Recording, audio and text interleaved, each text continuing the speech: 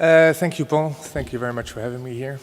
Ladies and gentlemen, I'll apologize for not speaking German. I'm one of those few Dutch people who is not mastering the German language, so you'll have to forgive me. Paul has asked me to talk about business models today, which is a topic of interest of mine. I already detected that that is a topic that you have debated yesterday. Before I start, I think it's important to mention one thing. The discussion around business models, I think too often is going in the wrong direction. Business model is a term that is derived from the business environment, and if we talk about cultural heritage, we should be very, very careful that we don't just adopt the language and throw that on the things that we're doing here. I think Pavel mentioned that the average time spent looking at a picture in a museum is 11 seconds. I mean, it's that type of thing that we need to be careful about. It's not about the number of seconds that people spend doing anything. As an example, I spent yesterday some time, an hour and a half, at the Holocaust Memorial, and I had an incredibly moving time there. It's an incredible object. It's a memorial that you can't be but moved. And I was especially moved because it was not just about the horrible history of the Holocaust, but you saw children, this age, immediately playing hide and seek and having a fantastic time there. And I think if you can do a little bit of that in a digital environment, then I think we're creating the value that business models are all about.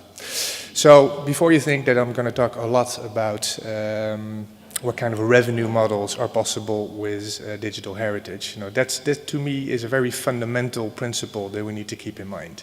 It's about value creation from within, from the cultural heritage institutions that you represent. So that's just a starting point. I have a little movie to show you. That's the only thing you'll hear from me in German, but it is in German, so I'm quite happy about that. Let's see.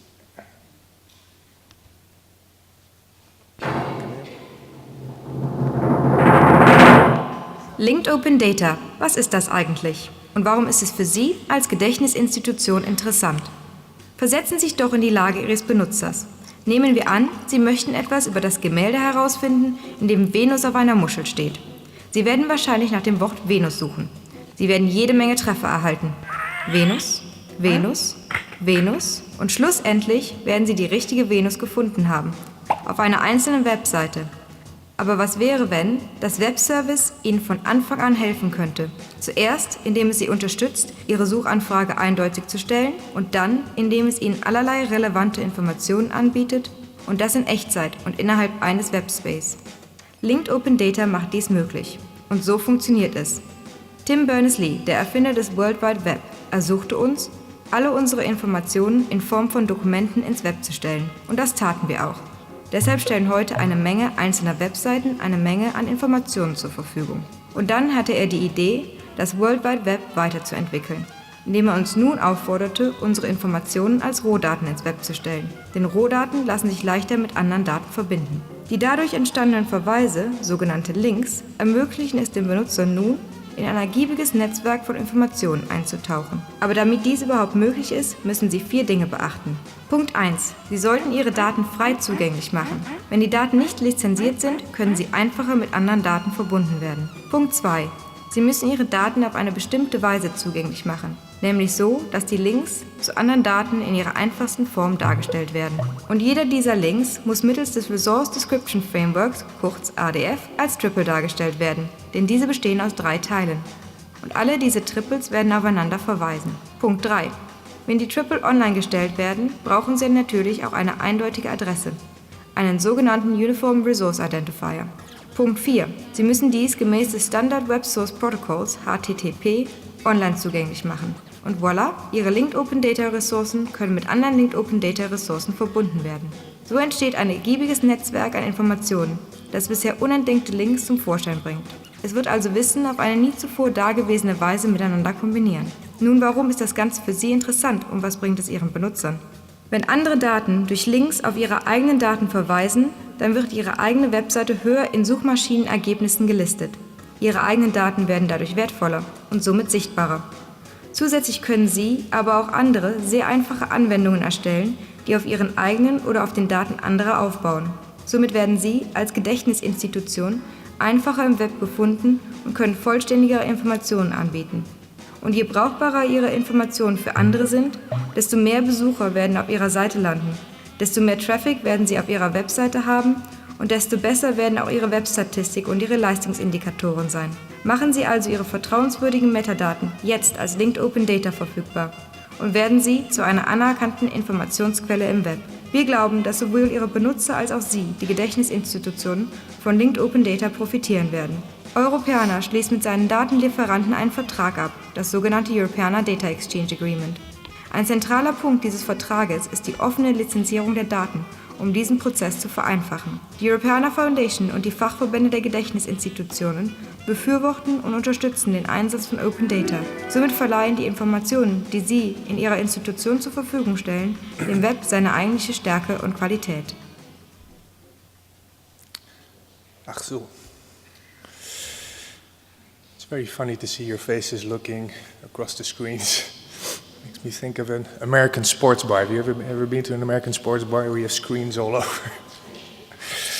So, that's the start that I'd like to give you. I'm now going to talk you through how at Europeana we're thinking about business models and how we think we could evolve our business model over the future. Maybe could you tell me, just by raising your hand, how many of you have heard of Europeana? Yeah, it's quite a few people, that's good. How many of you contribute to Europeana? It's not quite enough. Yeah, but still good. Thank you. This is the wrong slide, hold on. I'm at the end already. So I'm afraid it's quite visual, so you'll probably have to look at the screens quite a bit. So first, for those of you who don't know, who don't remember, the vision for Europeana was laid out as a political idea in 2008, and it was about what you see here. It's about openly accessible digital cultural heritage, and it had two components to it, which are sometimes in contradiction with each other, or at least it seems to be.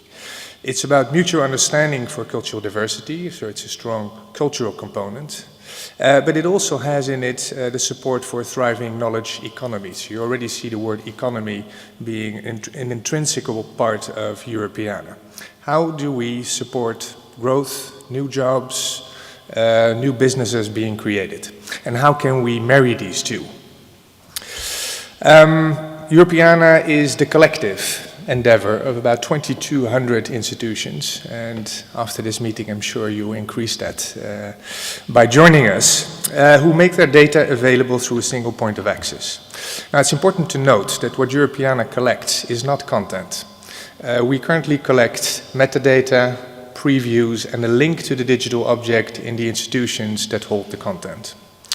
But in 2008, the important thing was to harmonize all this material, standardize the way we access it, and make it available through one interface, the portal europeana.eu. So for the largest part of 2008 and 2011, that's what we did. That's what we did together, and that's what we spent our effort on. An interesting point is that Germany is the largest contributor to Europeana, with over 3.4 million objects, or about 15.8% of the total. You'll hear me say a couple of these numbers during my presentation. So congratulations, that's fantastic. We hope to keep it up that way. You'll see through the Europeana portal, for which you see the preview here. This is actually the first time that we show this. It's going live in a month, the new interface for Europeana.eu. You'll see various things. You'll see collections coming through cultural institutions, in this case a fantastic map of Berlin from the Zentralen Landesbibliothek in Berlin.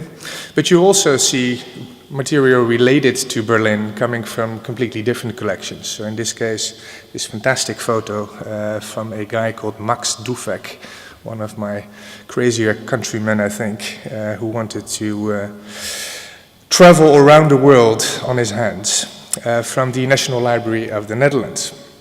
And more we start collecting material from individual people, user-generated content or whatever we want to call that. What you see here was collected, it's a diary from the Europeana 1914-1918 project, and I believe you've heard about that yesterday. And it's interestingly, this is from the great-grandfather from Dr. Ziegler-Schmidt, who's starting up the German Digital Library. So all these things you can find in Europeana, and I think it's the connections that make it a really rich collection. So if you look at the business model, which I interpret as, like I said, the logic of value creation, what are the pluses and minuses of this? Europeana costs about 5 million euros a year to run. With that money, we standardize the metadata, we create the portal, we have about 6 developers in place, we have people in the marketing department. And the main benefits that we are being judged upon by you, by the European Commission, is the traffic to Europeana.eu. Now that translates to about 5 million visits a year currently. So if you make the equation, 5 million euros and 5 million visits a year, that's quite an expensive visit if you look at it that way. But it also, of course, creates lower startup costs for aggregation because of the knowledge exchange. We'll be able to do lots more with that. The main point is that the barriers for entry for reuse are still way too high in this model. So if you look at it as a whole, what value propositions do you have for the kind of stakeholders that you try to provide to? The main costs are in standardizing and the main benefits are in views on Europeana. It does not allow us to do some really important and interesting things. We can't redistribute through linked open data, the film that I just showed you, which has tremendous potential for research, in my opinion. We can't collaborate with fast-moving sites like HistoryPin, and we can't even work with Pavel to exchange data on Wikipedia. So we thought hard about what can we do about it. What is the biggest barrier that we need to get rid of? And we started looking at this business model from a different perspective. So instead of looking at it from a very supply-driven way of looking, which is absolutely natural for the cultural institutions that we represent, we started looking, okay, what happens if we look more on the demand side, from the user perspective, things that Wikipedia is already way ahead of us from.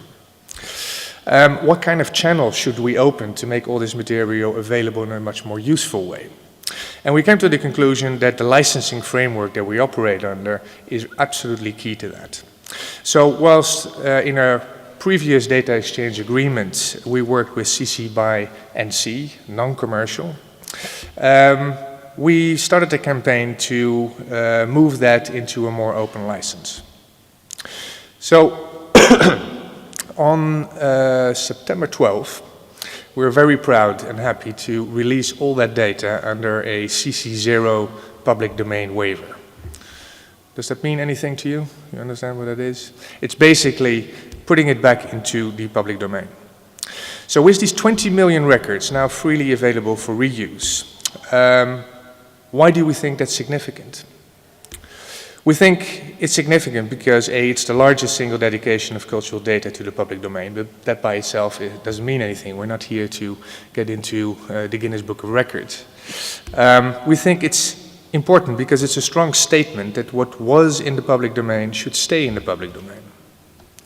It's also important because it's a case study that we're capable of organizing massive change in Europe if we do it together.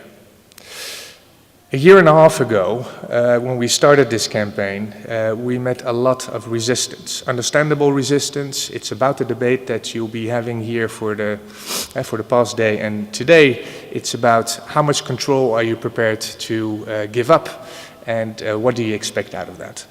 But we are able to do it. So what is the logic of value creation for open data is now the question that we're facing. So to do that, I'm going to show you a case study that we did on the business model for cultural institutions. What happens with a cultural institution's business model if you open up data? We found that all institutions perceived three main benefits and three main risks out of opening up data, and you need to balance that. So on the benefit side, everyone understands that if you open up data, you're likely to get more customers. I don't like the word customer in our context too much, but more people visiting your material is a likely outcome of this. It's also increasing the relevance of your institution. Everyone understands that if you keep the material locked into a vault, you're not a player in the digital arena, and that's not going to work for the long term. And it also is felt, and I think this was the strongest point, that it's part of our public mission. Cultural institutions usually are public funded, and making this material as widely available as possible is absolutely key to all this. Nevertheless, there are practical realities. And on the risk side, most institutions saw the following three risks. The first one, in business terms again, is unwanted spillover effects. Now, who understands what that means? Nobody. It basically means, why should I make my material available if others can profit from it? It's an interesting way of looking at things. The second one was the loss of attribution. What happens if I make my material widely available and nobody can trace it back to my institution, all the work that I did? And the third one is the loss of potential income. We could perhaps make money out of this. We don't know how to do it yet, but we could. So by and large, if you look at the very practical realities, and I absolutely don't underestimate that, it's a very tough economic climate. Digitization is hugely costly, so we need to find ways to make this work. So on face value, it seems like a negative equation. But there were three things that would make this equation alter to a more positive side. So these institutions told us that if we can come up with real-life examples of increased engagement, maybe application development, case studies that really work, that really show not only that individual users are increasingly happy, but it also translates back to value for my institution, that would make them happy. The second one is about critical performance indicators, or key performance indicators. The numbers we talked about, the 11 seconds per museum item. But if you can redefine performance indicators beyond visits to the institutional websites, then maybe we have some ground to stand on. Most museums still need to show the visits to their website as the most important indicator of success. But if you can show the amount of visits you received on Wikipedia, for example, and can count those as well, then maybe you have a much better value proposition. And the third one is about technical development, persistent identifiers, improved multilingual functionalities. If we solve a couple of important and very difficult technical issues, then maybe we have a better way to look at things. So we took all that to heart, and we think we were able to convince most of our institutions that they should release the data, the metadata, on a CC0 license. So what does that mean for the business model of Europeana? What kind of innovation do we see coming from that? The pluses and minuses of this business model. The cost of running Europeana can still be 5 to 7 million a year. It won't increase dramatically.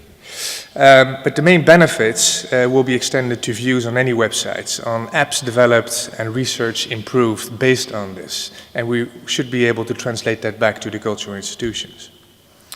The barriers for entry for reuse are now, of course, much lower. So we think that if Europeana retransforms itself, repositions itself as a facilitator of innovation, much less than a provider of a portal, then we think that the equation will tremendously increase, that we have a much better proposition for you and for the European Commission and everyone who works with us. So what do we do? Because I think in the end, it's not about big visionary statements. It's about how do you make this work in practice. We launched a program, Hack for Europe, and we made the data available for developers. And a very interesting community of people, very engaged. These are technical people who have an interesting culture. And it's a group of people that we didn't have a very strong relationship beforehand. So we organized, I think up to now 11 hackathons, but we have more hackathons than we can handle these days. And out of those came about 75 prototypes. I'm going to show you a couple. This is the Europeana eCloud, which is a 3D rendering for a live experience on the 1480 material. So it's a huge screen that you have to have 3D glasses on, based on the Europeana API. And we show there all the material we've collected on the First World War. And you can browse and interact with it the way you can. Now, it has its limitations because it's a physical thing, but it was an incredibly interesting way of displaying the material. Then we had lots of apps. ArtSpace, which was developed in Poland. They make all the material available in your living room, but also in bus cabins, etc. And they have a whole system and a business model and a rights clearance method behind it that I think is waiting to be explored. Europeana was one of the latest that we did from Latvia, which works a little bit like Pinterest, which allows you to browse and interact completely differently with the material in Europeana. And Time Mesh, which has a historical overlay of pictures you take, for example, from the Reichstag, and then you see all the old images relating to that from Europeana coming out. It's a little bit like Layer, which some of you may have heard of. So all of these are examples of the things that can be done if we put our creative minds on the open data. And I think there's real value and possibilities there. But these were all only proofs of concept. We didn't further develop those. We will be continuing to organize hackathons, but hackathons by themselves only yield prototypes. How do you take that to the next level, to real downloadable applications on iTunes, for example? We think there are 4 conditions, and this is purely looking at it from the Europeana perspective, that need to be dramatically improved in order to really have commercial and social value coming out of that. The first one is that only 15% of available cultural objects are in Europeana, which comes from an Enumerate study that was recently released. Now that 15% comes out of only 20% digitized material from cultural institutions on average. So I think the potential for digitization is still huge, and we've only come to here. Only 60% of all items in Europeana have rights labels. Now I say only because that to us is critical. We respect copyright, and we're not only about open content, although I personally believe that that is the way for the future. But we respect copyright, and in order to be able to do that, we need rights labels for all the items that we collect. So that's a priority for us next year. Only 20% of the items contain geospatial information. Now, this is becoming more and more important with tablets and mobile phones. And finally, 60% of the items have good visual previews of the content. Now, you see, I use lots of images in my presentations. I think coming up with thumbnails this big is not good enough anymore. We need to have higher resolution images to be able to develop useful applications based on it. So all these 4 things are priorities for business development at Europeana for next year. Now what about the future? So we've seen Europeana transition from an aggregator, standardizing material, into a facilitator of innovation. But we think that's not the end station. I think we have lots of new ground to cover. So we're starting to rethink Europeana more as a collaborative space. It's not an institution or a repository where you bring your material and then hope to get something back. We need to organize it differently. So we think where Europeana can act as a real facilitator, working with the Open Knowledge Foundation, with Kennisland, a think tank in Holland, with Wikipedia and Google, to set up the standards that are necessary to create a real creative reuse environment, we would be in a much better place. So others will be able to build services on top of this. Those could be the cultural institutions that you represent, or it could be creative industries and tourism, or it could be the educational sector. We think that the impact on that will be tremendous. If we really collaborate together, then we'll be an infrastructure organization. We're discussing currently future funding for Europeana, which will come from the Connecting Europe facility. I won't get into the boring details of that, but it's transport, it's digital infrastructure, it's broadband. It's those type of things that we'll become a part of. We're the digital infrastructure for the future. And I don't mean we, the Europeana office, I mean we as a collective. And I think that will finally lead us to real engagement, new business, jobs. It's a future we can envision. So this is my final. Love this quote, like truth, culture and creativity are enduring. I think we've been very good at enduring, we're good at preservation, but how to make that accessible in the most open way as possible is something that you need a real visionary, but also a very practical approach. Thank you very much.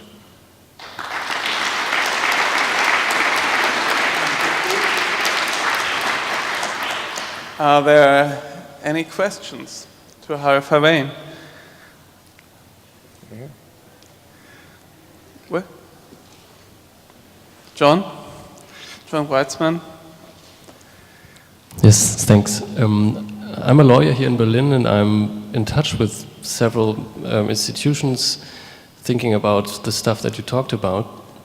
And I think you have two psychological problems here. One is that we had in a talk yesterday, not here but outside, that some institutions actually value their importance and their reputation by sitting on their vault and not opening it up. You said on your two-sided slide that it's a downside of not opening up, but these institutions actually value the fact that people have to come all the way from Asia to visit their institution to get access to the material. If you tell them, if you open it up, you're going to be more relevant, they just think you're crazy because they have a different view on being relevant. They measure it by the kind of efforts others have to take to get to their material. And what do you tell those? And the second one is, I met with several really progressive video artists in Berlin, and they thought about contributing to Europeana, and then they read the CC0 agreement, and they were asked to provide their metadata under CC0, and they said, wait, this is the only thing we have, this is what we put effort in, and we don't want this under CC0. So what do? They deliver some metadata, but they narrow it down to the minimum they have to deliver in order not to give it to Europeana. So what do you tell them? Yeah. Yeah, two interesting. It's interesting you say it's psychological problems. I think they are. On the first one, which is about the relevance of the institution and the effort that people need to take to come to you. There's a very interesting example of a business model in the United States of an archive who says, you know, all my material is openly available, anyone can download it for free, full content. But if you want to know and be assured that this material is cleared and is copyright free, etc., you need to buy a copyright statement from us. So I think there's still a tremendous amount of value for a researcher to know that the material is really coming from the institution who created the material and is assured that this material is cleared, is citable, etc. So I think people will then still come to you from India or the United States or wherever, but it extends the reach that you have for people who are less interested in that. So that to me is the psychological thing. And it's actually related to the second part about the video artists. And it's not only video artists, I think archives also have that psychological mind frame, that you diminish the amount of metadata that you give to a minimum. Yeah, I'm not completely thrilled about that. I think metadata should be openly available, and but if you look at it as a resource in itself, then I think that's an absolutely valid way of thinking. And to me, it's in the same business model logic as saying for record companies these days, the music is available for free, but you'll still come to my concert and you'll pay 90 euros to get there. So the live experience, which isn't copyable, that's what you'll start paying for. So I think that's how video artists should also look at things.